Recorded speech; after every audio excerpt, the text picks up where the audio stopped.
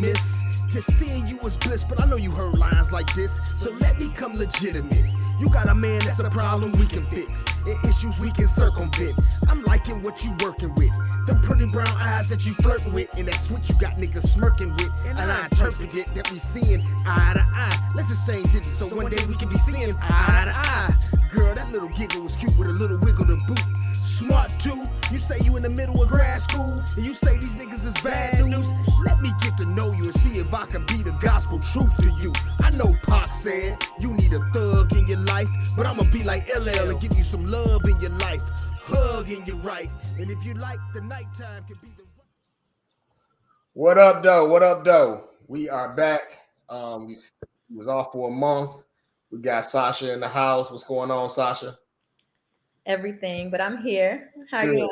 I'm doing good. I'm doing good. As you can see, I got a different background now. I finally got everything kind of set up in this new place and got a different background and ready to rock and roll now. Ready to rock and roll. So everything is everything, and all that good stuff. So let's talk about what you brought up, a great topic a couple of days ago when we were talking.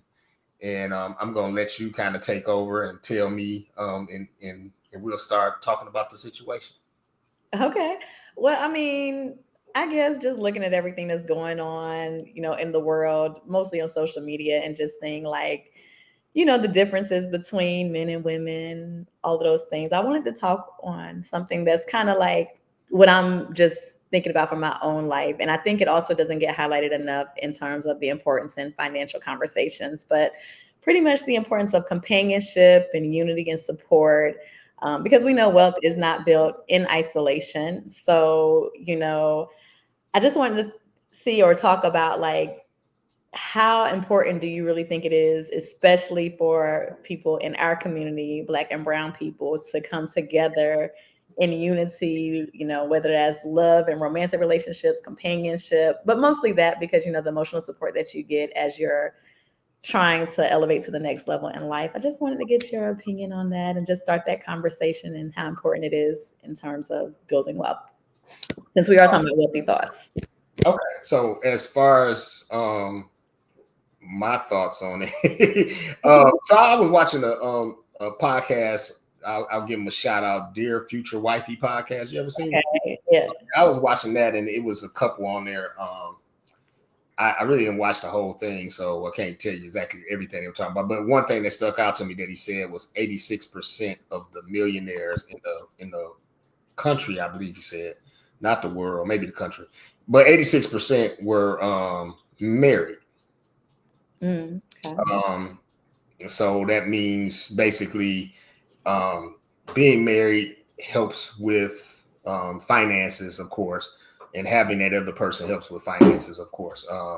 Again, this is me coming from the point of view of I have been married twice, going through a divorce now, and I still feel as though you don't have to be married necessarily to build wealth, but I do believe that help that you have as man and woman, that help you have, can definitely excel you to that next level. I agree. I just feel like right now, most of the thing, and it's funny you brought up Dear Future Wifey podcast, because I think because of his background, and I think he's actually, engaged or whatever, but I think he is more about unity and companionship and finding like, your partner. But everything else or the majority of the things that I see on social media, which might just be my algorithm, I'll go ahead and say that, is really just about, I see a lot of people promoting being single and they're glad they're single and how dating is trash. And it just seems like more division than unity. And so that's kind of why I wanted to bring it up, because I'm like, I feel like this, but it's almost like I'm kind of living in a delusional world. But at the same time, like you said, you can achieve wealth alone. I just feel like it would be so much easier if you had a partner. And I'm not saying do like some cultures do, where they do it like just as a business arrangement and all of that stuff, but like literally just also having somebody to give you emotional support as you're going through all of these things that we are being hit with in our community right now, specifically in 2025.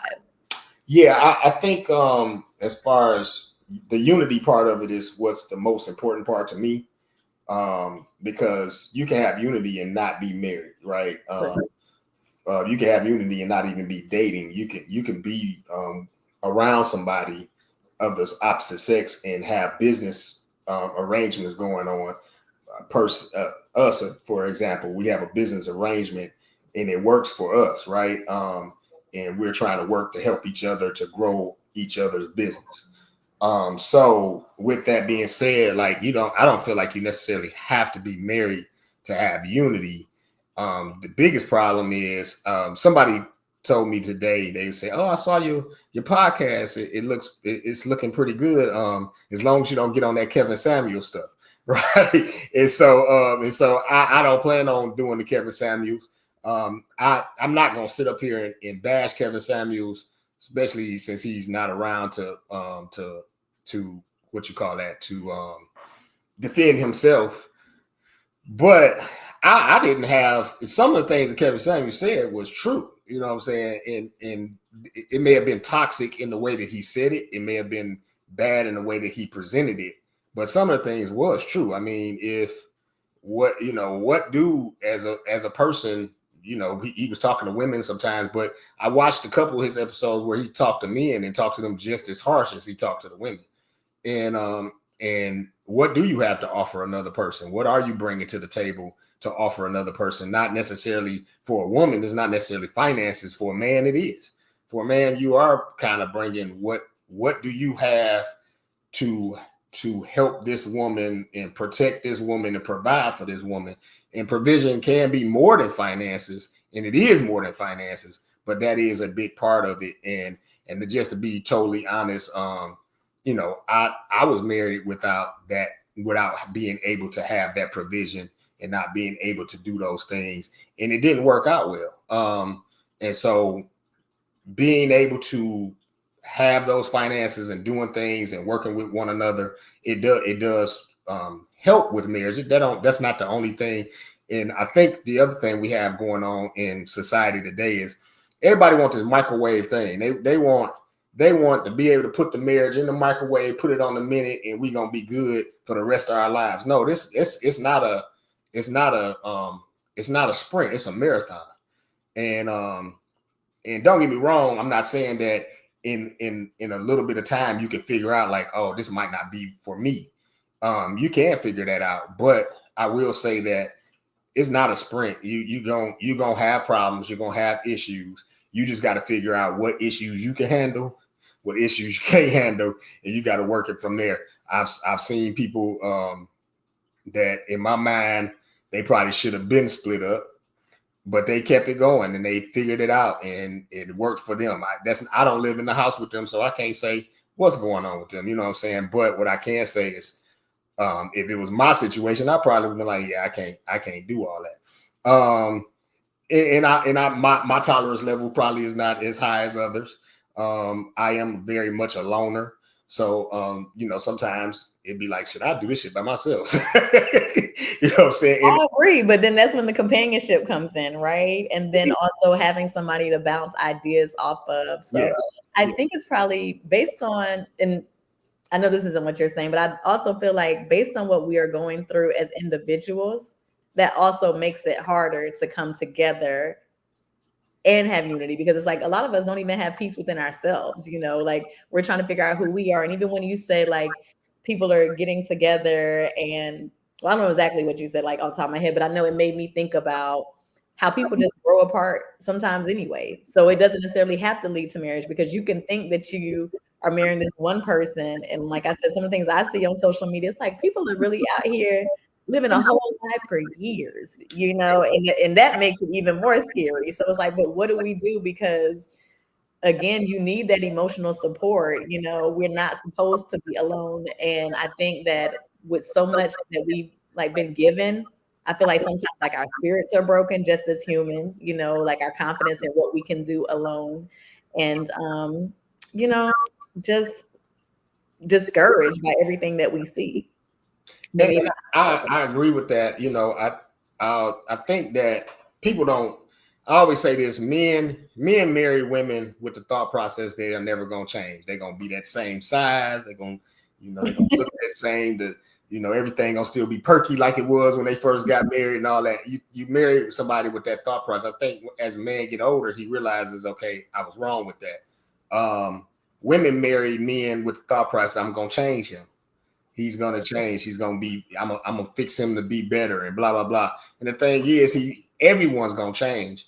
But he's probably not going to change the way that you want him to change. He's going to change the way that he needs to change for his life to make it better for him. And hopefully, if he loves you, make it better for you. And the same thing for a man. A woman is going to change, and hopefully she's going to change for the better. Hopefully she will do the things she needs to do to keep herself together, keep her body up, not just in the sense of keeping her body up for looks, but also for her own health. Right. She can be around, so she can help you with these kids. So y'all can, when the kids leave, y'all can go out and travel and do all those things that we all dream of doing with that companion that we had back in the, from back in the day. Right. And I think you should be traveling as you go along. But I'm just saying, when you get older and the kids are gone, then it's just you. It's just you and that person. And do y'all like each other? And can y'all get along, or was y'all just there for them kids? I agree. And I think at the root of that is communication. Yeah. And I really feel like that is ultimately lacking on like so many levels.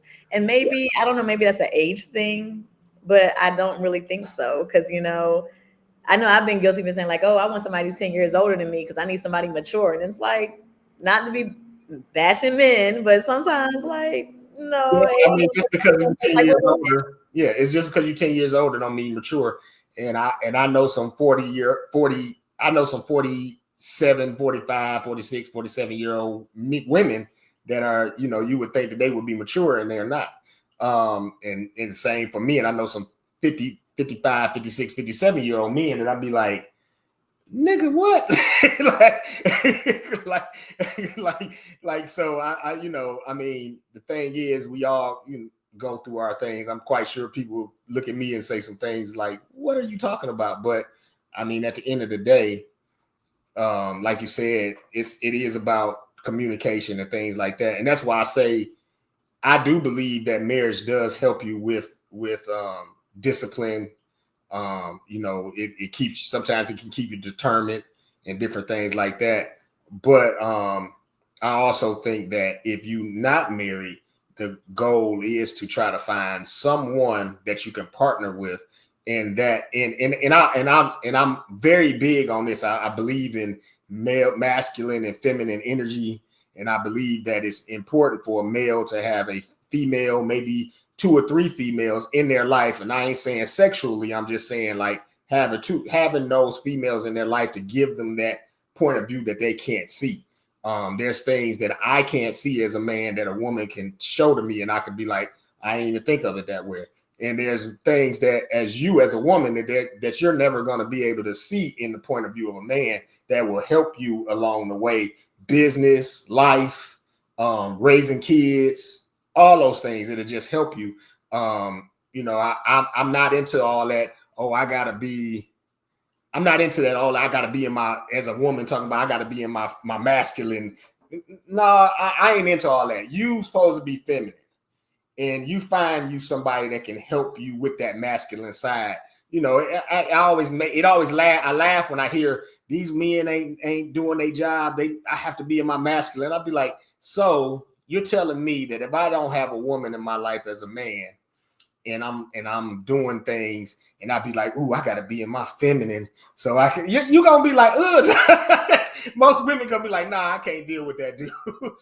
so I'm not into all that. Oh, you as a man, I'm supposed to do certain things. I'm supposed to figure certain things out. As a woman, there's certain things that you have to do on your end.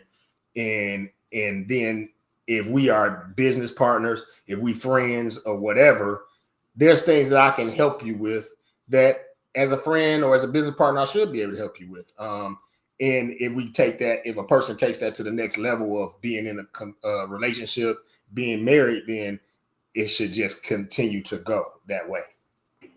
I want to ask you something based on what you just said. When you was like, as a man, there's certain things that you should be doing. As a woman, there are certain things that a woman should be doing. Mm-hmm. But Do you feel like, I feel like that works, and maybe again it's just my opinion. I feel like that works when you do have companionship or some type of partner. But if you're single, Mm-hmm. I feel like it's just as an adult, you have responsibility. It's not things that I can just say that, oh, I'm a woman, so I can't do this, because it's like if I No. I don't want that to be misconstrued that I was saying that as a woman you're not supposed to do certain things. No, I mean as a woman, you, if your trash needs to be taken out and ain't nobody else there to do it, you need to take the trash out. man, I hate it. But yeah, you're right. I mean, but if you, I mean, if I go to my homegirl house and I'm about to walk out and I see their trash is full, I'm probably gonna grab their trash and take it out for them. I'm telling you, you're a rare breed because they don't be doing that. I'm telling you, but it's just my, I'm not saying I'm looking for your trash, but if I go to throw something away and I notice the trash is full, I'm be like, hey, let me take where your trash can, and let me take this trash out. right. Because that's just the way I was raised. I was raised by my mom, but I never saw my mom necessarily get in her masculinity, and I never felt like my mom was doing some masculine traits. I felt like she was doing the things she needed to do as a person to take care of the household because that's what she had to do. But I never felt like, oh, she being, she her masculine. It's called responsibility. Take some of this stuff a little bit too far. I was reading. I think some of this comes from, like you were saying, not being healed on some things. I was reading a Twitter post. And you remember that song by Life Genius called "Must Be Nice"? So I guess what's her name? Mooney Long, or I think she was one of the City Girls. Is she one? Hold up, look, I don't even know that much about that, but I know Money Long was Money Long. City Girls. My bad, I said her name wrong. Money Long. See, I'm showing my age because I think she's part of City Girls though. I actually liked City Girls album. I know people probably be like, "What?" Because I'm hip hop head, but no, I actually liked some of their album. That last one of them albums they came out with, I was like, man, this actually kind of hype. But she said something about it like being, maturing is realizing that basically something about he was being shady or something like that, or he wasn't. Basically, it was something to a point where he was being shady. He answered her back and was like, no, maturing is realizing that you're toxic and you thinking the wrong way. You painting, he said you're painting gray skies where there's really just blue skies. And he was basically saying, I wasn't trying to be shady with the song. It meant what it meant. He was saying it must be nice to have somebody there for you in that way. And I think we live in this society now where it is something where, I gotta find what's wrong with this situation. It can't be right. If this person is doing this, it can't be right. And it's like, nah, maybe this person, that's just how that person is. They want to do the right things. That's just my thought process on it. And I mean, until somebody show you something different, then you should. We supposed to live in a society. We didn't kind of forgot this, but America is supposed to be, innocent to proven guilty. But we go into almost every situation where a person is guilty until they prove themselves innocent. Definitely. Yeah.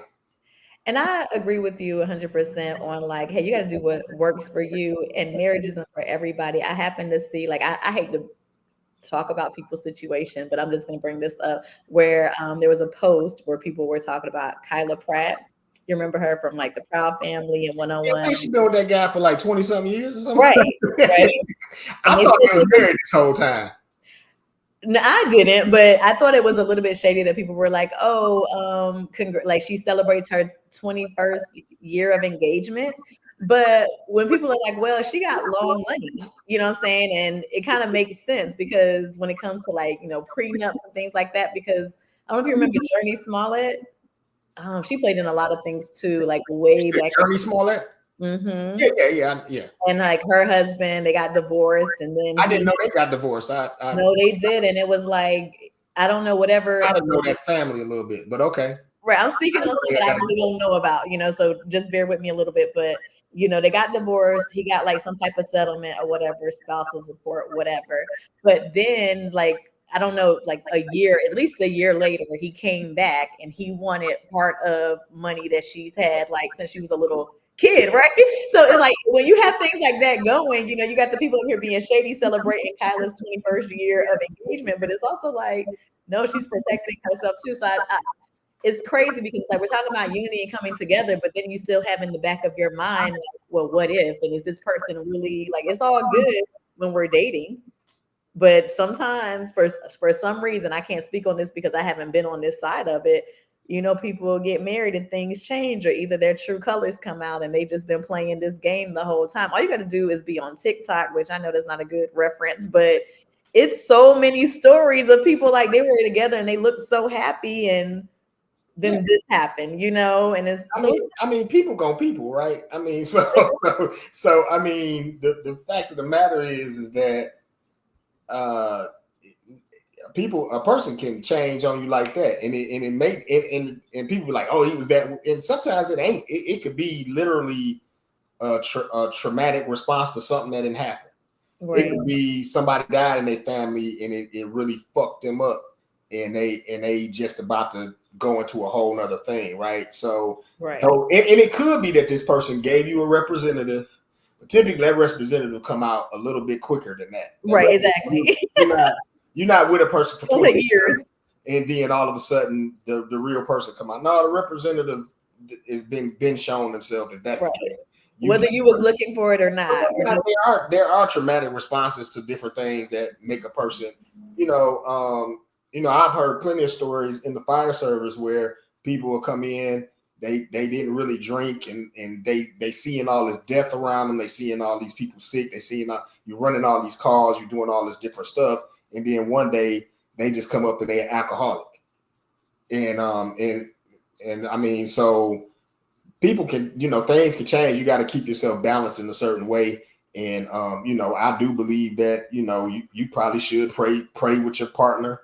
Probably should pray with your business partner. You know what I'm saying? I mean, if you believe in that sort of thing, pray for your business partner. If you believe in that sort of thing, if you don't believe in it, you need to figure out something. I don't know what it is you might believe in, but you need to be figuring out something. If it's saying affirmations over your business partner, whatever it is that you believe works for you, you need to be probably doing that for that life partner, business partner, whatever, and both of us being heterosexual, we speaking from a point of view of a man and a woman. But even if you're a man with a man or a woman with a woman, it's the same thing. You know what I'm saying? You need to be trying to figure out where you two are going to work together and how it's going to work together.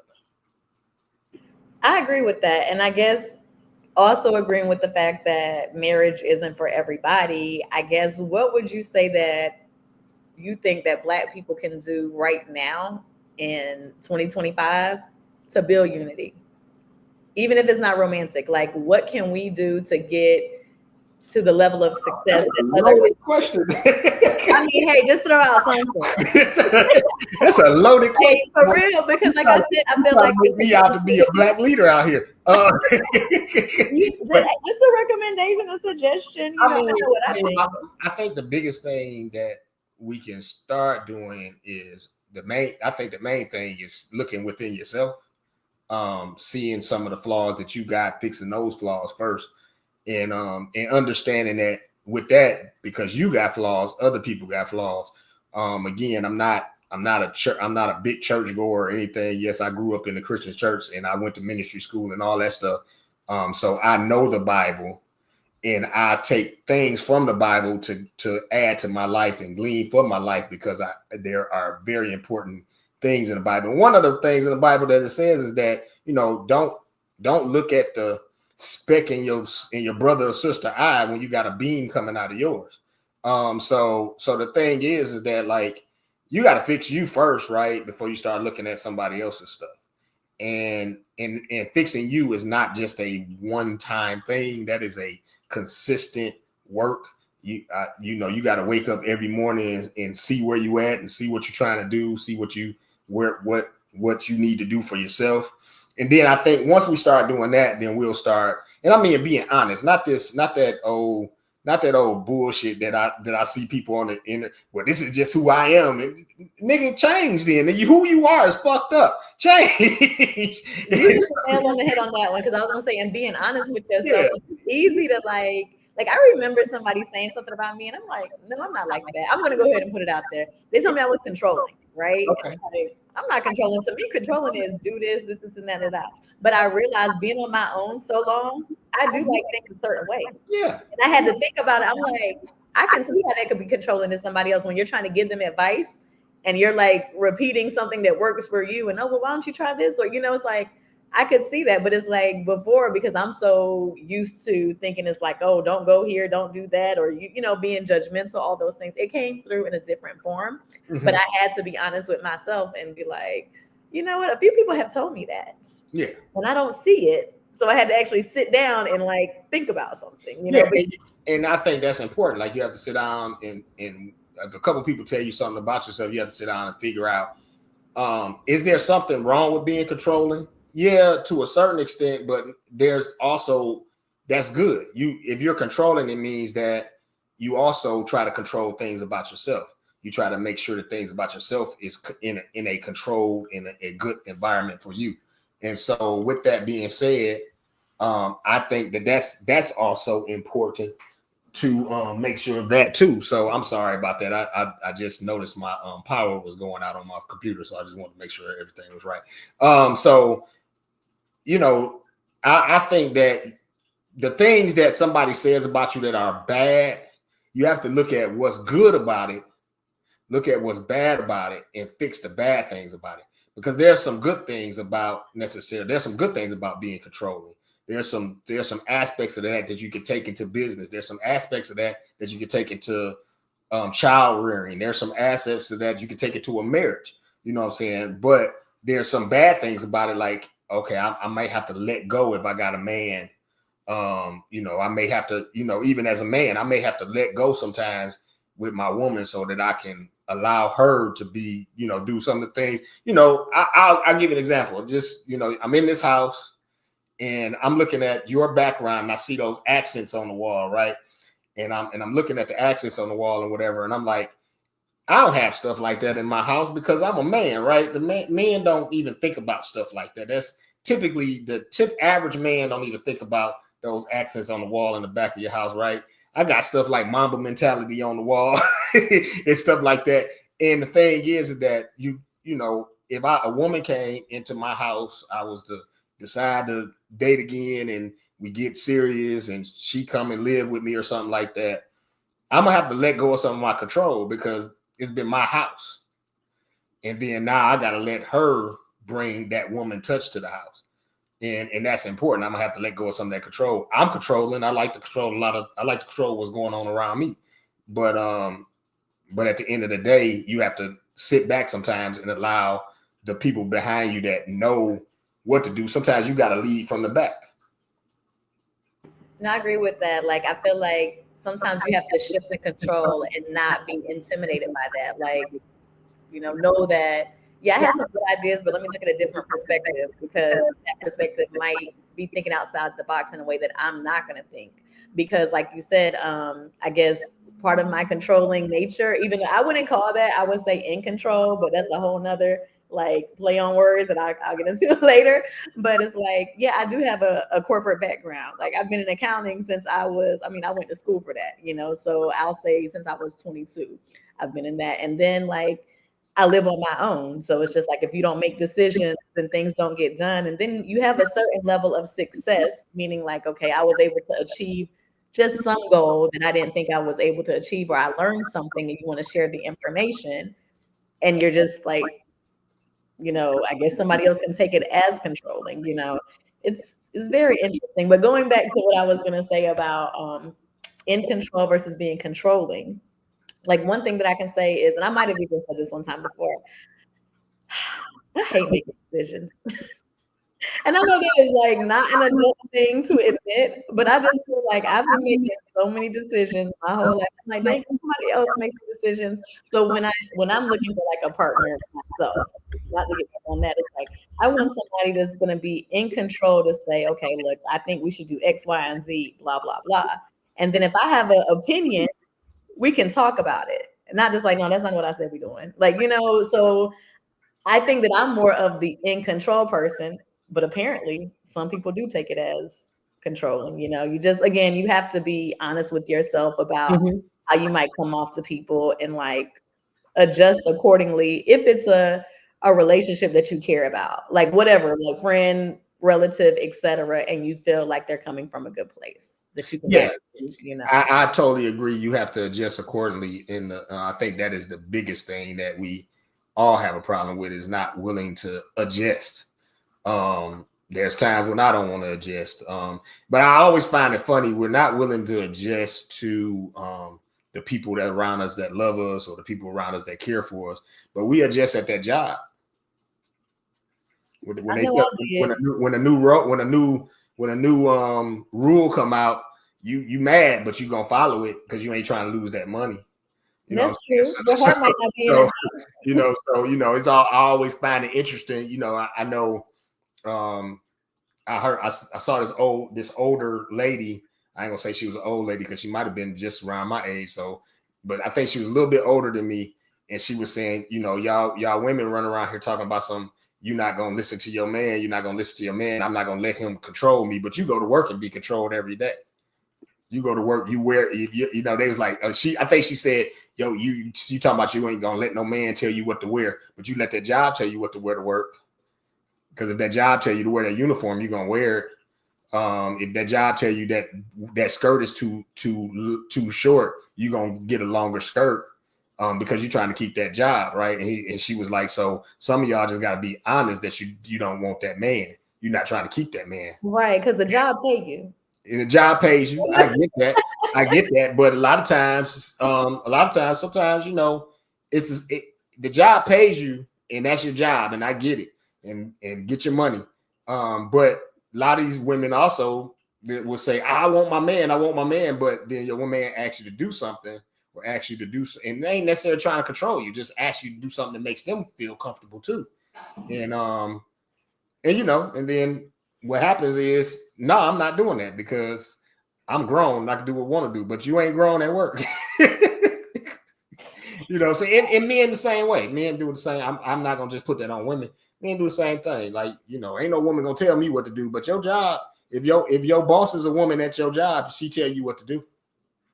And you better listen, or you're gonna get rolled up and eventually get fired. So, I mean, there's some things to think about that, with that, going back to what you saying, unity. Some of that unity is giving up that control, giving up them ideologies that I'm not gonna do what somebody else tell me to do. Putting that pride aside. You got to put that pride aside, and because you put it aside at work, but you go home and you raise all hell. You know what I'm saying? And so, and I give it to those guys, the people that go to work and get raised all hell and keep their job. You know what I'm saying? Because there are some people that do it. I'm gonna be real with you, and I should not even admit this, because that's why I'm a little bit quiet on this side. Because I did my years of corporate, and I don't have it in me no more. And I remember when I was ready to step out on my own, and this ain't my best, moment, but I was trying to get fired, right? It was like pandemic. I'm like, I want that unemployment at least. Let me get I think it's only $600 a month, but I'm like, a week. I was like, it'll cover my mortgage. So, but I started standing up for myself, because I was the person where, just to be real with you, I looked at my job almost like they were God. Okay, this is how I pay for myself. If these people, palm readers, don't like me, and I get fired, like you said, I'm going to be broke again like I grew up, and that's not what I want to do. So I played the game, and I seeing a lot of PTSD from that, to be real with you, to the point where I remember getting on the elevator one morning and my manager was like, how are you? How was your weekend? Or how are you? And I was like, I'm good. And my next thought was, oh, you're supposed to say, well, everything was just trying to fit in and assimilate to it. So when I had decided, no, I'm going to bet on myself, I can do this, and I don't want this job, because, it was during the pandemic and they were trying to force us back in. Yeah. And the stuff that I would say to my man, they would not fire me. I literally had to quit. I was just it was 3 months in, and I was just yeah, whatever. It's funny. The people that try to do right at work, it's funny though. The people that don't do right, they'll be the ones that stay around there forever. You're like, how did they keep their job all these years? And then you have the people that do right, and they'll be the ones that get rolled up and stuff. And it's just funny how we do things. that's just a side note. That's just funny how you do things. But getting back to the unity part too, I know you asked me that. I think I kind of got off of that. No. I think you answered it. But getting back to the unity part, like I said, I think, like I said, main thing to me is dealing with yourself. Once you deal with yourself, then you have to start working within your own family first. There's a lot of disunity in the Black family in general. We got to fix those issues first. And then from there, leaving the family, you start working in your neighborhood. You know what I'm saying? Start seeing if you can get some unity in your neighborhood. Get some unity at your job, wherever that job is, especially if you're a job that where you work around mostly Black people. Try to start getting some unity in that area. You know, I always use this as an example because I see a lot of churches, and they'll do. I'm international, and I'm flying all over the world preaching. But down the street from your church, people dealing with shit, and you're not dealing with that. You all over the world trying to preach. But if I remember correctly, the way that the Bible broke it down was he told them to go out and preach. But the first place he told them to go start was basically in their neighborhood, and then go out to the world. So you start with first off your family, your neighborhood, your city, your state, your country, and then the world. That's how it's supposed to be.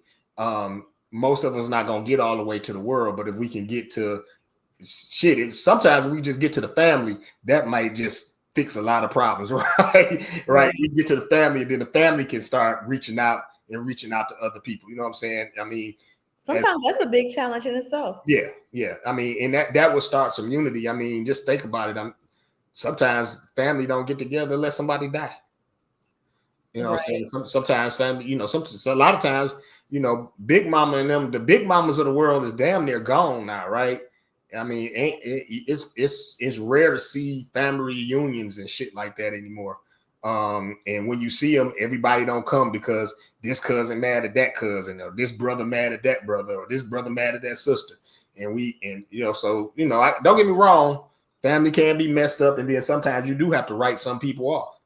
You do. I mean, I'm not saying just let people run over you, but if there's a situation you can fix, probably should try to fix it, make it work. And then that's, like I said, that's how we can start this unity thing.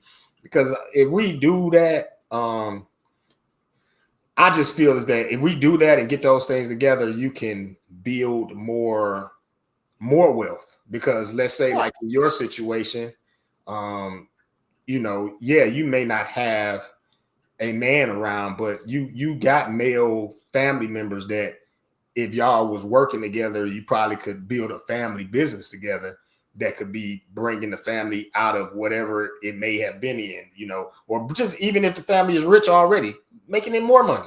A lot of those rich families, rich white families, rich Asian families and stuff, they started off a lot of times living together and working together and building something together. And as they build it, now everybody got their own stuff because we built something together. So a lot of times that is the best way to start, is to, like I said, work on yourself, work on that family, and then you can reach out from there.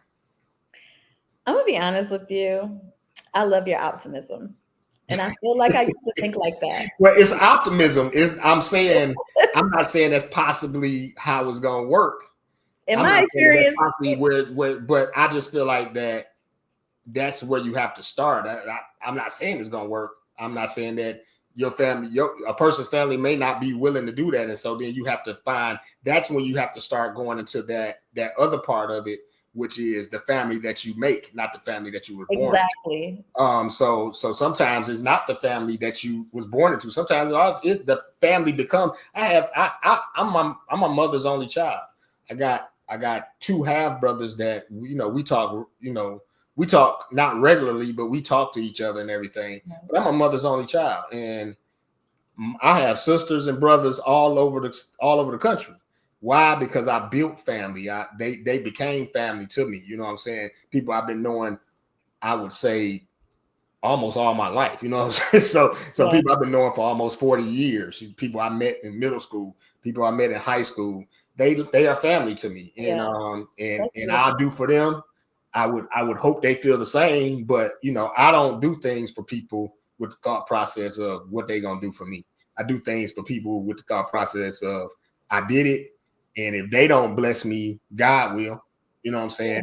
Okay. And even if I don't, and it ain't got to be a financial or any type of blessing. The blessing of knowing that I was able to help somebody, Right. and making myself feel good because I was able to help somebody. Because there was a time when I couldn't, and there was a time when I was struggling. And so now that I'm not struggling, and I'm not, I mean, I ain't by any means talking about I'm filthy rich out here, but I'm not in a place where, ooh, if I give somebody $100 or $200 or $300 or whatever, and they don't give it back to me, I want to kill them. Where my motherfucking money at? I don't want to kill you, but you can't ask me for nothing else. See, so I feel like Pastor. But I always tell people, I don't give nothing that I can't, you know, give. If I can't give it, I don't give it. You know what I'm saying? It is what it is. But again, that's my thought process on building unity. And I don't even think I've even thought about it this way until just now because we're talking about unity. But that's part of my thought process on building unity is we help one another. We figure out what those that need. A guy named Neely Fuller used to always say justice is helping those that needs to help the most. That's part of justice. Yeah. And getting those people to help, getting the people that need the help, getting them to help the most, or something like that to that extent. But you got to help people, you know. And I always go back to when I used to work landscaping, and I went to this man's house, and he was on the east side of Detroit. I'm quite sure this man has probably passed away by now because he was in the 70s then. And that was 20 something years ago. And if he ain't passed away, then, you know, God bless him. He lived. If he not passed away, I wouldn't be surprised because, I mean, the goodness in his heart is probably keeping him alive. You know what I'm saying? Yeah. But I went to his house. I did his yard. He had this big yard because he he basically bought the two plots next door to him on both sides. So he got this big yard. And he do the stuff. He said, when you get done, come in. I want to give you the check to take back to the, you know, and by this time, even 20 years ago, a lot of times you wasn't doing checks. All that stuff was paid on a credit card or something like that. They was trying to automate everything back then, but he wanted me to take this check in. He was very adamant about it. And he said, come in. So I got done. I came in. I've been working all day. I got mud, probably dog shit, all type of stuff on my shoes. And he got this pristine white carpet. I mean, it looked like he had just put that carpet down, like no one had ever stepped on it. He said, come in the house. And I stepped in. I stepped in the foyer. I didn't step. He said, where you at? I said, I'm in the foyer, sir. He said, I told you to bring your ass in here. Step in the house. And I was like, I don't want to step on your carpet with my shoes on. He said, boy, bring your ass up off of here. And so I stepped on the carpet, and he walked to me. He said, let me tell you something, son. He's like, I want you to learn this now. He said, anything, any material thing that you can treat better than a human, you don't need that shit. And at that point, that kind of changed the way I thought about a lot of things. Don't get me wrong, if I got white carpet, I probably ain't gonna let nobody step. But I understood what he meant by it. Right. You know, it was a lesson that I needed at that time. I understood that he was saying, you know, this I can clean this. I'll never get another chance to treat you good. And that's, I think if we start living by that, and we start looking at people that way and understanding that car you got, that little bit of money you making, all that stuff is not more important than a human life.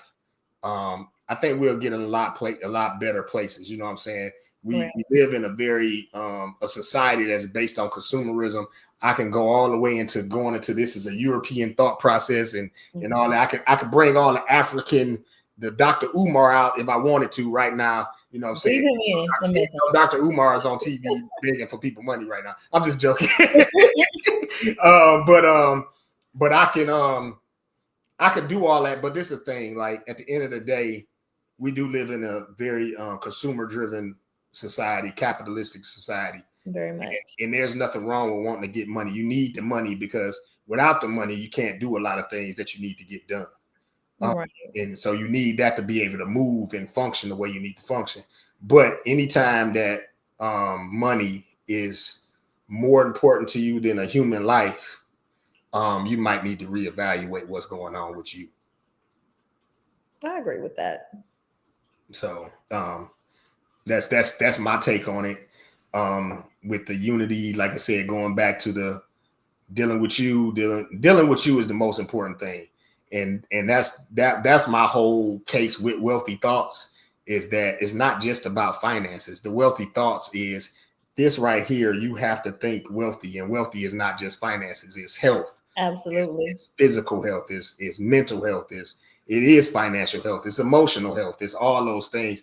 If you look up wealth in the Bible many times, that meaning, if you look up the Greek and the Hebrew words for wealth when it's used in the Bible many times, it's so much past finance. Right.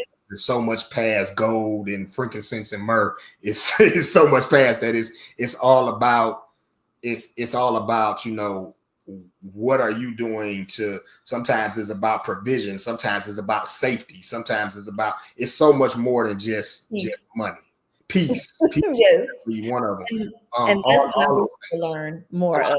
I think that's what I wish we would learn more of, because that's just not the narrative that is pushed on us. And it's also not the one that we push. It's like, oh, I saw this little post the other day, and I guess this girl bought some shoes from Walmart. And I've actually seen a couple of people, even there was this guy, he was getting ready to go somewhere, he put this outfit together that he got from Walmart.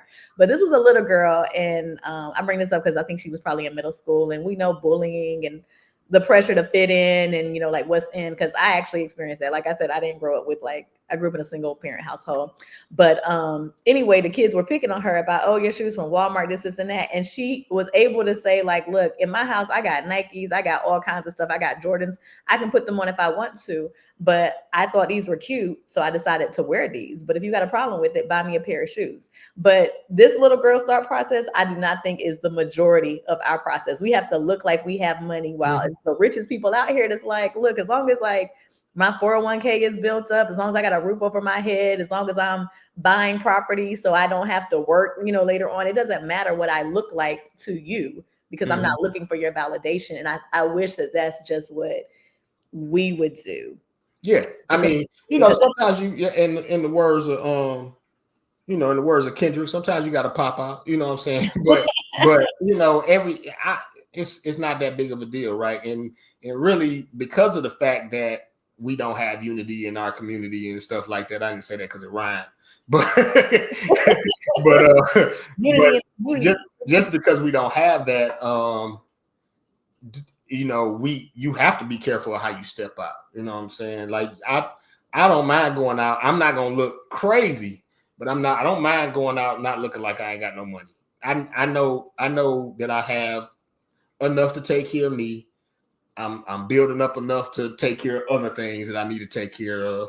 And that's the goal, right? And I don't have to show you that, ooh, I got money. That's right. I don't have to show you that. You know what I'm saying? I mean, you can walk in a room and a person to know, okay, he different or she different.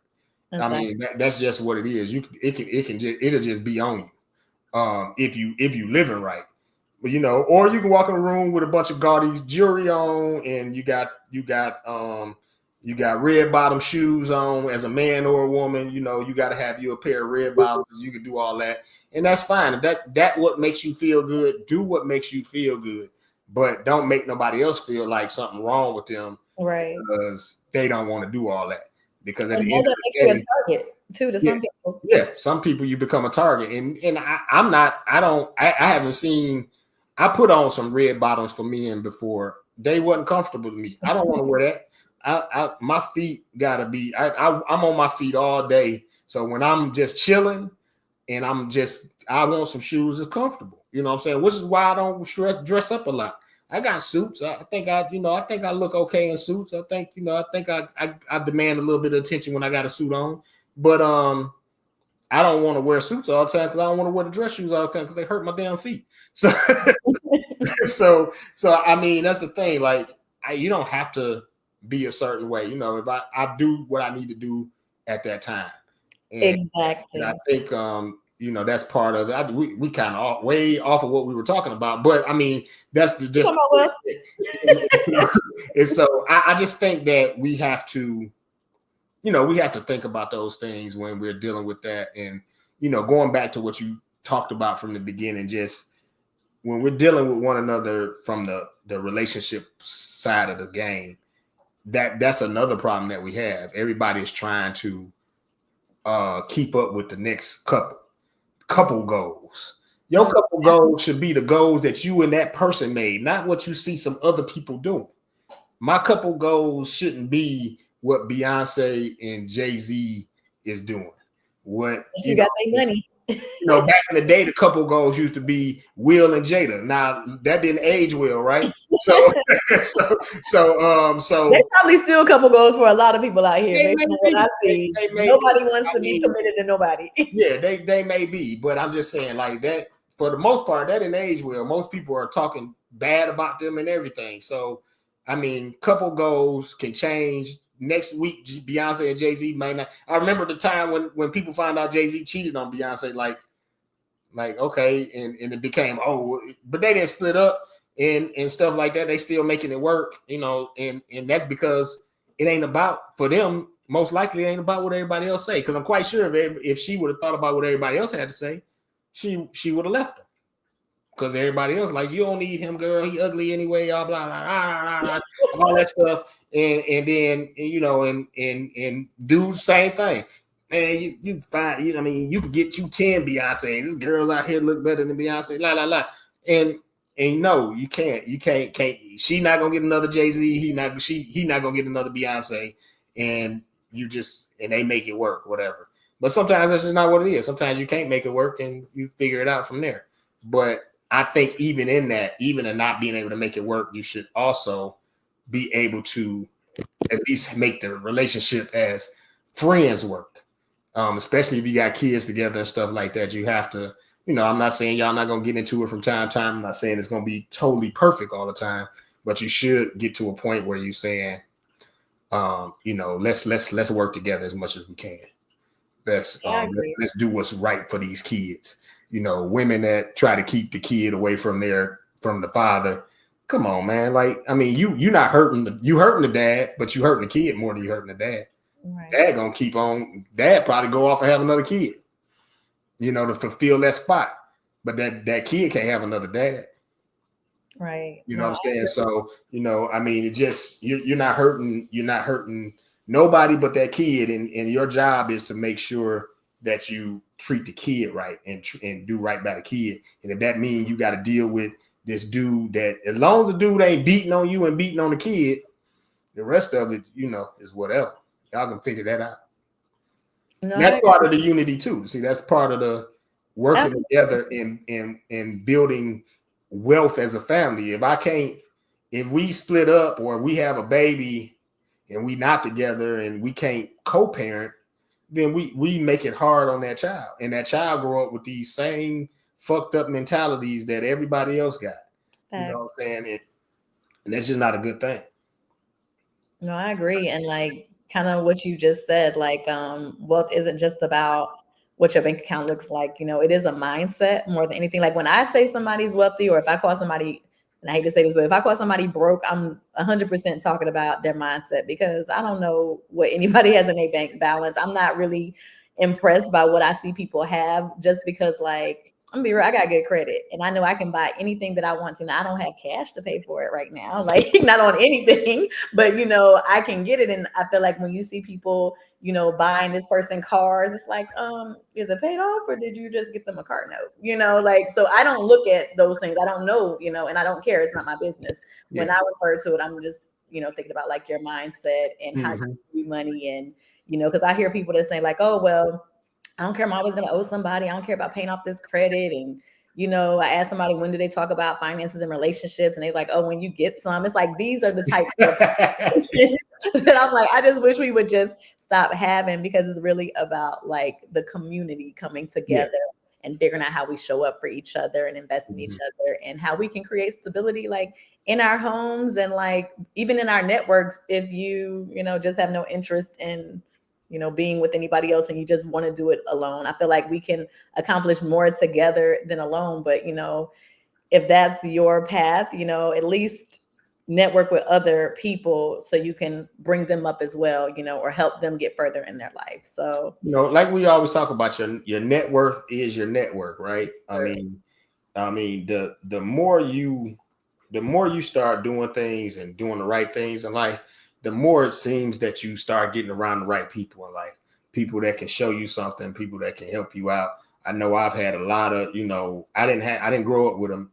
My grandfather died when I was like 10, 11 years old. That was the only real male figure I had in my life. Yeah, my mom got married a couple times, but I'll just be honest with you. They wasn't the best male role models. You know what I'm saying? One of them was pretty good, pretty decent of a person, but not, there was a lot of flaws. In life. A lot of flaws that it was like, hey, I do not want to do that when I grow up. Right.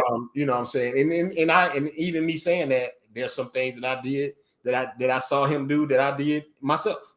You know what I'm saying? Growing up, because it happened. But I met a lot of great people over the years, a lot of great men that were role models to me, a lot of great women that added on to the things that my mother instilled in me. And so with that being said, I mean, one of them was, I had him on the show the other day, Eric Lampkin. When I had him on the show, he's another older gentleman. I think he got me by about 10 years or, somewhere around there, 8-9 years or whatever. And he's been a very good big brother to me. My son's grandfather, spoke a lot of good things to me when he was alive. Although me and his daughter didn't make it work, he spoke a lot of great things to me when I was alive, and gave me a lot of great insights on life. So if you're doing the right things, I tend to believe that the right things will come to you. And I also tend to believe that, if you're doing the wrong things, you're going to continue to just get a lot of wrong things coming to you, and you have to change your mindset. And that's money or not. I know some rich people, millionaires, that they have very broke mindsets. Mm. They hoard up money and worry about if this person gonna do this, and I'm worried about what this person gonna do, and I can't do this because they might know I got some money. Everybody know you got money. It don't, what I'm saying? It really don't matter. Everybody already know you got money. So, if you don't want to do something for somebody, that's fine. Yeah. I mean, but that broke mindset that we have and we keep is what's, holding us back from helping one another. You know what I'm saying? And going back to like the TikToks and the Instagram and our algorithm, you can watch one negative thing and your algorithm will just start, what I'm saying? But you can watch a positive thing and you'll never find that shit again. You know what I'm saying? Like, somewhere in my head, the algorithm is set up so that you can see all this negativity, especially for Black people. I don't live in a white world. I don't live around a lot of white people, and I don't watch a lot of stuff that probably white people watch. So a lot of times I don't get the chance to see their algorithms, but I would tend to believe that it's probably the same thing with them too. They probably see a lot of negative stuff and all that stuff, but it's just funny to me. You can watch one positive thing and it'll be hard pressed for you to find that again. But I watch one negative thing, or if I watch one girl twerking, now my whole algorithm is a girl twerking. And don't get me wrong, I'm a man, I like that. But at the end of the day, what happened to all the positive stuff I saw? You know what I'm saying? What happened to that? You can like one thing where it says something about something kind of funny or bad about a relationship, and now your whole algorithm is about bad stuff in relationship. And it's like, nah, that one post was, I got what that post was saying, but I don't want to see this all the time. This ain't what I'm trying to see. So I just think that a lot of these people that's on I love the internet. I love what it gives, the access that it gives people. I love that it gives you a chance to see other people's thought process, right? But some of the people that with these thought processes, I wish that they would go and talk to somebody before they get out and try to share their thought process about what's going on. You know what I'm saying? Because you got issues, and if you're just gonna be out here to talk about, sprinkle, men ain't shit. You know what I'm saying? Then I get it. Men ain't shit to you. That's fine. And all they are to you is some money. That's cool. That's your thing. But don't put that evil shit in everybody else. You know what I'm saying? I mean, I could be out here like rah rah, nigga, women ain't nothing but a good time. And I could literally do that. And I probably and this would blow the fuck up, right? Absolutely. That's what's happening right now. I could be like, Sasha, I don't see you as nothing but blah blah blah blah blah, and then dudes would be like, he read her. Oh hell yeah! Girls would be like, he ain't shit. But you know what'll happen? Everybody will flood to this thing just to see the negativity. I ain't got time for that. That ain't what I want. And you're gonna go viral and monetize, and that's why they do it. Because when you said if you like a video nowadays, you don't even have to like the video. If you watch the video, they already the algorithm thinks you're interested in it, and that's exactly what's gonna come through. And so that's the thing. Like it's not. I'm not into all that. I'm not trying to do that. If this thing can't grow organically, I'll still do it. You know what I'm saying? Because I think putting my take on some things, seeing your take, and getting some other people on here that we talk to about their businesses and their take on things. And most of the people I'm gonna get on here, they're gonna be positive people. I'm not trying to put nobody on here where I'm not gonna get. I don't even want to throw nobody's name out there, but I'm not gonna get certain people online just because I feel like if they come on here, it'll be viral. I'm not gonna do that. I'll go get the regular business owner that I know, and we'll talk about that. And if it's boring to you, don't watch it. Right. You know what I'm saying? Don't watch it. Because at the end of the day, it's like elevating your life, like whatever that is for you. Like again, it don't have to be. You might be cool with what your bank account balance is right now, but I feel like we can always learn more and elevate ourselves to have like more positive thoughts and do better in our communities. And I always say this, like, there's somebody out here that want to hear what you got to say. I gotta find them, because I'm telling when you talk about family, I'm like, I be trying to talk to people, they don't want to hear it. Yeah, there's somebody here that want to hear what you got to say, right? And I feel like that. The only reason I can say that is because I remember as doing music and stuff like that. I remember seeing this dude, and me and my son would laugh at him all the time. Funny video out, it's old. I think the video probably came out early 2000s, and you probably still find it on Instagram. He had a girl on the video with a 2-piece bikini on. Her belly was this big. She almost looked like she was pregnant, and they dancing. It was the most ghetto, unprofessional shit you could ever see, right? But it had likes. It was comments where the people was like, man, this is actually hype.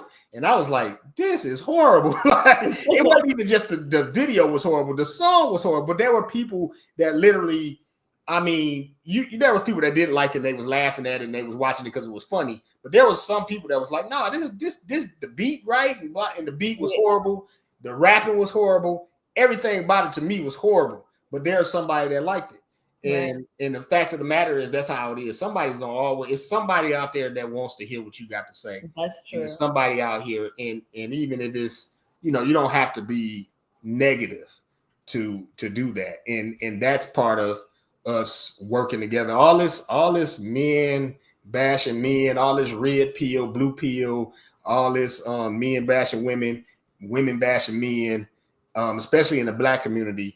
And when I remember when red pill, blue pill shit started, and for men anyway, the MGTOW and all that shit, I remember when it started. And I remember listening to some of the brothers that was on there, and I would be like, and I remember listening to some of the white guys that did the red pill, blue pill, and I'll be like, y'all don't see that this shit coming from a racist point of view? Y'all don't really see that this shit is coming from a racist point of view. And now when it doesn't surprise me, or it didn't surprise me some years ago when The Root put out this thing about how Black men were the white men of the Black community. And I remember reading that, and I hated that the Root did it that, because it was like you just perpetuating the situation now. You just perpetuating the issue that we have with one another. That in my mind, the society has already done that to us. We don't need our venues doing the same thing.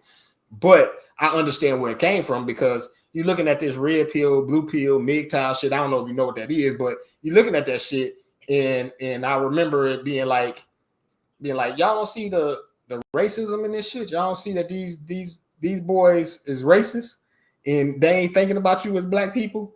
And so now you got the passport bros. They be going overseas talking about these women love us overseas, blah, blah. No, they love your money. They love your access so they can get out of that fucked up country and come back to America. That's what they love.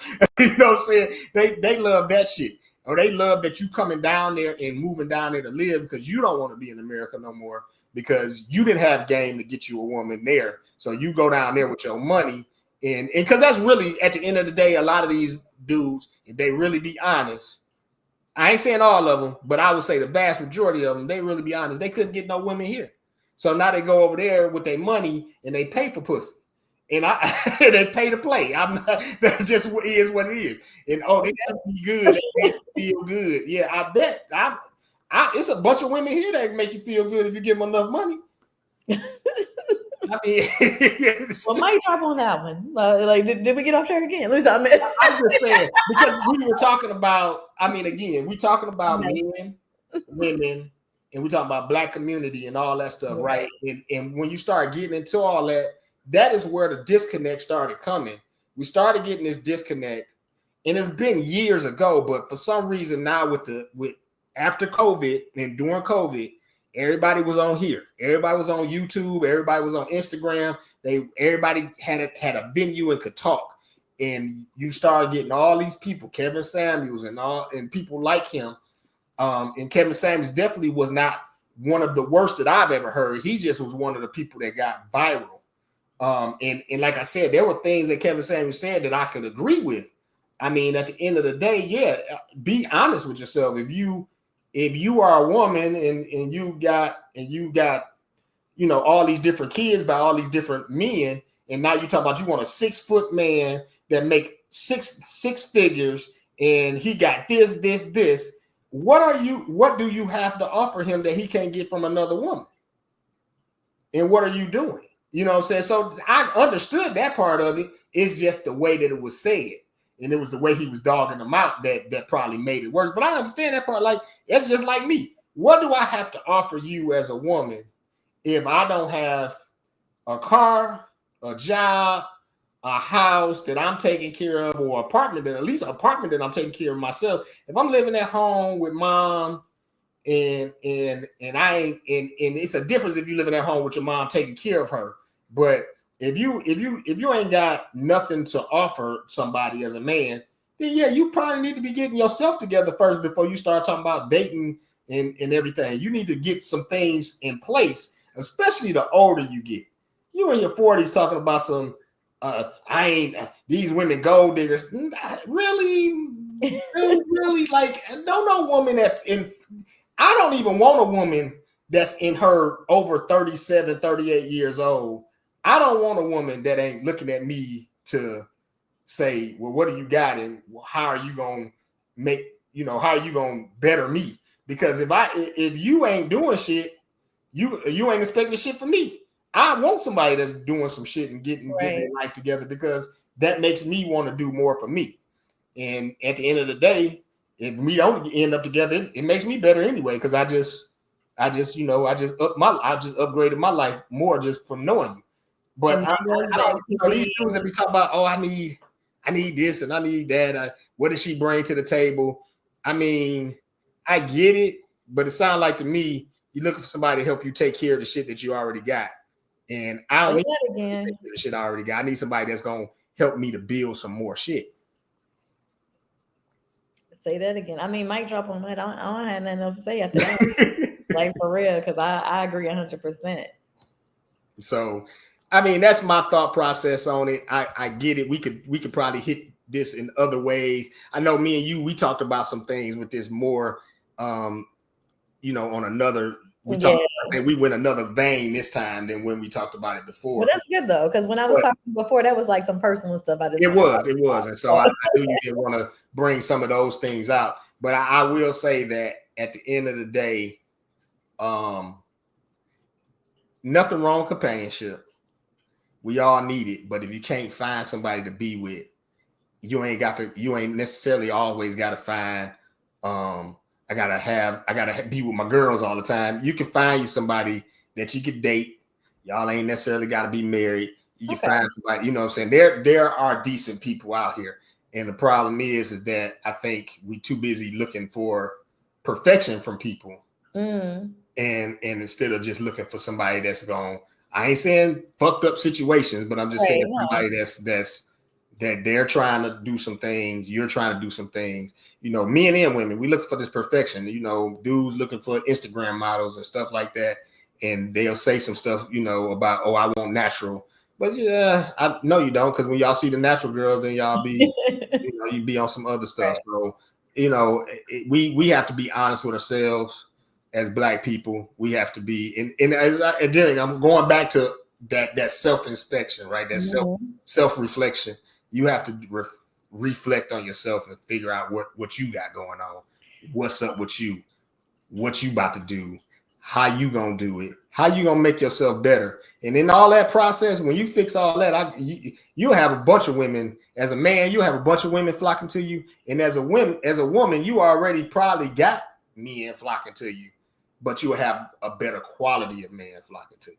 I agree. And let me just add to that. Like when you were saying being honest with yourself, I think it's very important that we start being honest with the other person with what we're looking for. Yes. And just be okay to take the L. Like, because I feel like sometimes we lie because we think, oh, well, if I say this, then they're not going to be on this. Like, it's okay. It's plenty of people out there. It's somebody that's on the same thing that you're on. Be honest about what you want and give people the option of doing that. Because I love that you said something about companionship, and I thought you were going to say you don't need companionship. Like, we all need companionship. I don't think we all necessarily need to be married. That's not for everybody. Everybody doesn't. No, you need companionship. Yeah, exactly. But you need somebody to be checking up on you, right? I remember a couple years ago, a friend of mine passed away. I used to work with him, and he passed away. And so another guy that worked with us called me and said, "Hey, did you know so and so passed away?" And I was like, "Yeah, I did." He was like, "Do you think he, you know, offed himself?" And I was like, I don't know. And I said, I didn't think that at the time, but now as you say that, I thought about it. But, you know, after me and him got on the phone, I really had a real personal and, you know, self-reflection with myself. And I was like, man, if I died right now, how long would it be before somebody figured out that I was dead? You know what I'm saying? Like, I really thought about that because I don't have, you know, at the time, wasn't dating nobody. Nobody could come to my house and just come in and be like, "Oh, he," you know what I'm saying? They not calling or whatever. You know, we're not talking to each other. So I didn't have nobody. My mom all the way in Detroit, and I really thought about it. I was like, if I got off work, came home on my off day of work, it may be 48 hours before somebody really realized that. Oh, because I don't have to be back to work for another 2 days, and when I don't come in that morning, they'll call. They might call and be like, "Oh man, he was AWOL." They might not check on me that day because they might be like, "Oh man, you know." And they may, because that's not like me, and they may be like, "Oh, we might need to do a wellness check. This ain't like Randy." They may do that, but still, that's 48 hours before somebody that figured out, man, he might be dead. You know what I'm saying? That's 40. You know, I just thought about that. It just made me think about that. So companionship is important. That you have somebody that you can that you might talk to every day. That if you don't talk to them, they like. That's interesting. I haven't talked to this. Yeah. Let me see what's going on. You know, and like I said, it ain't got to be a dating situation. It ain't even got to be. It could be business. You know what I'm saying? It's just you know, typically, like if I don't go to if you in a 9-to-5 job every, you know, Monday through Friday, and you don't go to work one day, somebody, especially if you're a person that's always there, somebody be like, "Oh, we might need to check on. That's not like him." Right. But you know, my job, I'm not at work every day. I'm at work one day and then I'm off 2 days. So I might nobody might hear from me for 48 hours, and they'd be like, oh, and I thought about that. It really did make me think about, oh, wow, that's interesting. But I'm a loner, so sometimes, I might not talk to people every day and stuff like that. But I do check on people. I try to make sure people good and everything. And it's just something to think about, but it ain't, I didn't sit there and was sad about it. I just thought about like, oh, man, that's pretty deep. Because I was thinking about how long did it take for somebody to realize that because he was a firefighter also. But not where I worked at. But he was a firefighter, and it just took me a while to think about. It just made me think about, like, I wonder how long it was before somebody realized that he wasn't around. Right. It just made me think about that. So companionship is important. It is. I don't want nobody ever think that I'm saying companionship is not important. And I think marriage is important in the right setting and in the right situation. It's just, you got to find that right setting, right situation. The messed up part about it is that everybody today, especially in America, is kind of, for lack of better words, fucked up. So they not going to get the help to get better and to better themselves, better their mindset and everything like that. And I think that's important to go get that help. I always tell people, when I felt like I was drowning, I went and talked to somebody. And I went and talked to somebody because normally I'm very good about being able to sit down and talk with myself about what I'm thinking about and getting over it. And I couldn't. And then they say, okay, I need to go and talk to somebody because I'm tripping. And so I went and I talked to somebody. Things came out that I didn't even think was in there. But a lot of times, you don't need help forever. You just need help to get you to that next spot. You know what I'm saying? And then you go from there, and then you may need help again. But I also don't believe in going and getting help and you just stay in there. You ain't supposed to stay in the hospital. you ain't supposed to stay in the hospital. You supposed, same thing when people say, "Oh, church is the hospital." I'd be like, "Well, you're supposed to come out the hospital at some point. I shouldn't need to be there every day to get something from you. At some point, I'm supposed to be able to sustain myself."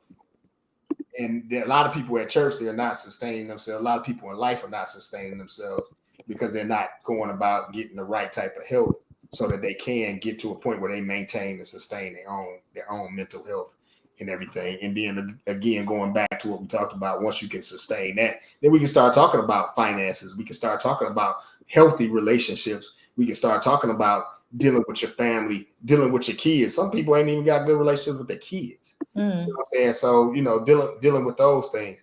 I mean, some women don't have good relationship with a person that came out their belly. You know what I'm saying? Somebody that they nurtured for 9 months and they don't have a good relationship with them. And some of that might be the child's fault, but some of that probably is their fault too. And no one wants to deal with those situations. Those are things we have to start working on in the Black community so that we can have that unity that you were talking about, so that we can have these companionship and have these relationships that we need so that we can become better as a whole. Yes. And start having more than the 2 or 3% of us that are doing well, and the rest of us are out here struggling. We need more than that. I agree. So, Sasha, tell them what you got going on. Tell them about yourself. Tell them where they can reach you at. Tell them what's going on in real estate in North Carolina. All that. I got nothing. No, for real. Yeah, I'm really kind of just coming off of, like you said, that introspection. I've actually been doing, what do they call it? Like, I feel like Dr. Umar would call it shadow work.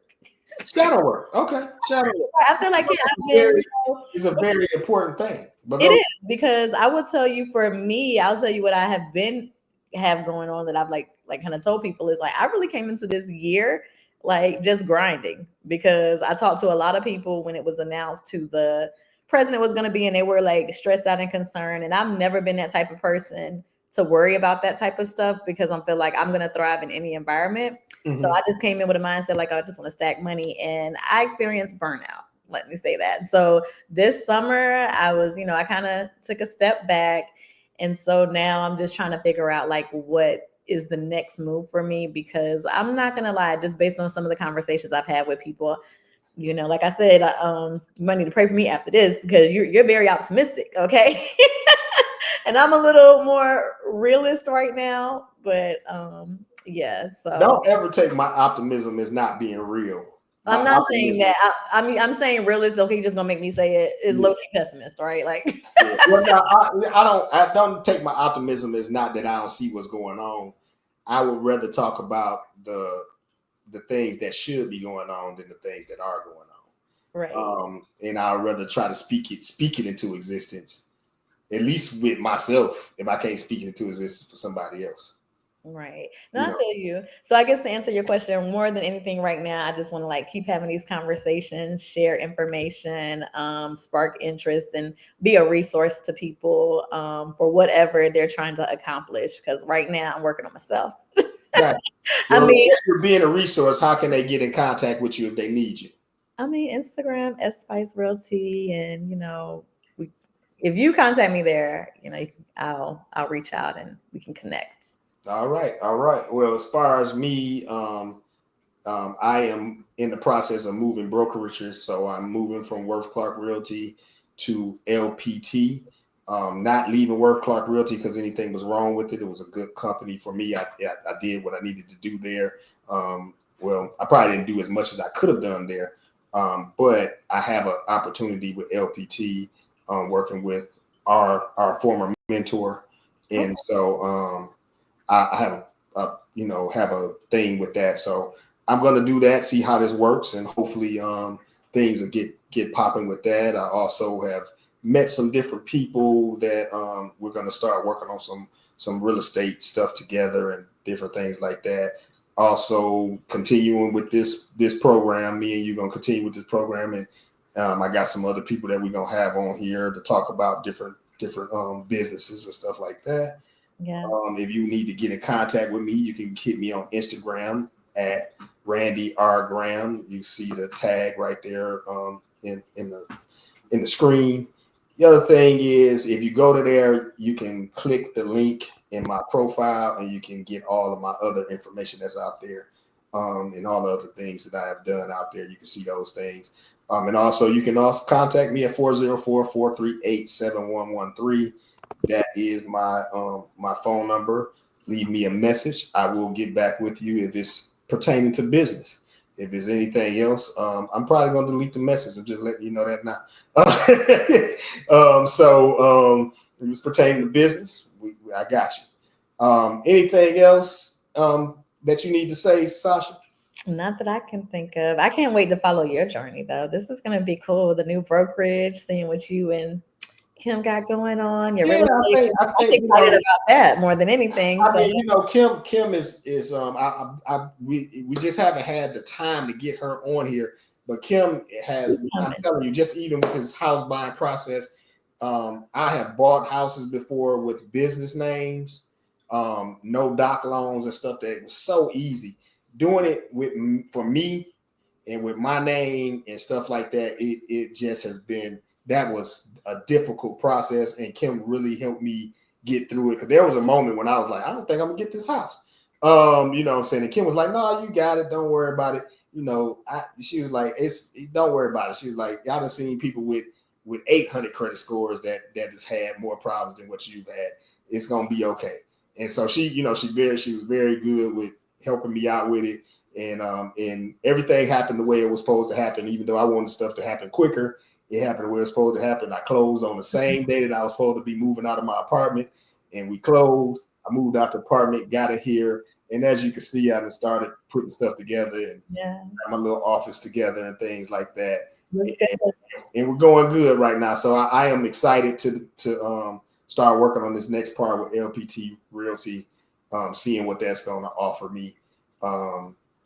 I just passed my paramedic test a few weeks ago, and so I am now a paramedic, and so that's just some other things that I'm adding to my professional development, and just keeping with this journey of trying to better myself, and be the best that I can be, no matter how old I get. We just continue to try to get better.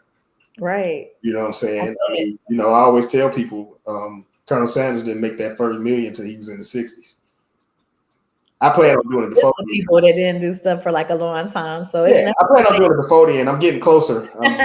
It's just not all liquid. So yeah, I'm just trying to get there, and I'm excited about your journey too, because I know you got some big things in order, and me and you got to get together on some stuff with in North Carolina. I need to look at some property there too. Yeah, let me know. All right, Sasha, it was good as usual. We will be back again with another show, and we will talk to you guys later. All right. Bye. And if you like, the nighttime can be the right time for me to thug it right. When you lay in my arms, it's like laying in the palms of white sand beaches, looking in the heavens where no one can reach us. When you're laying in my arms, it's like laying in the palms of white sand beaches. I'm that feature presentation, just take a demonstration, girl, and stop all the time you